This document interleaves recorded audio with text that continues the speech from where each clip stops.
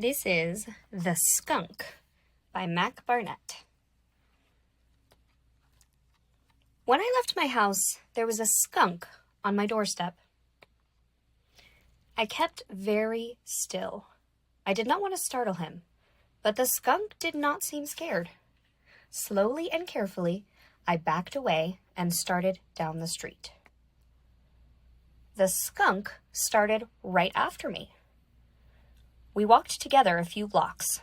I thought it was funny that a skunk and I could be going in the same direction, but after a mile, I realized I was being followed. When I sped up, the skunk sped up. When I slowed, the skunk slowed. I took many wild turns, and so did the skunk. I turned to the skunk. I asked, "What do you want?" The skunk did not answer. The skunk was a skunk. I bought the skunk an apple. I gave him a saucer of milk. I offered him my pocket watch. The skunk did not want any of those things. This was ridiculous. I was wasting my time. I hailed a taxi and sped off down the avenue. The skunk took the next cab. Outside the opera house, I hid behind a shrub. The skunk did not see me crouching there.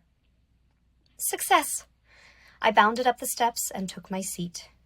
I was relieved to find myself between a lady and a gray old officer. But then, of course, skunks can't buy tickets to the opera. The curtain rose, and I smiled. In the middle of the first solo, the skunk came trotting down the aisle. He climbed up the lady's gown and took a seat on her head. She did not notice. She was wrapped. "Excuse me, madam," I said, "but there seems to be a skunk on your head." "Hush," said the lady.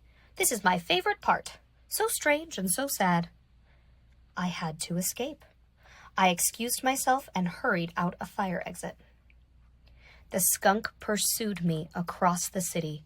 He followed me through the sculpture garden and the cemetery. I could not get away. I ran to the carnival and bought a ticket to the Ferris wheel. The skunk boarded the gondola after mine. We rode around in great circles. He was not getting any nearer, but he was not getting farther away. I'll admit that I began to panic. I ran past the wharf and turned down an alley. It was a dead end. The skunk walked toward me.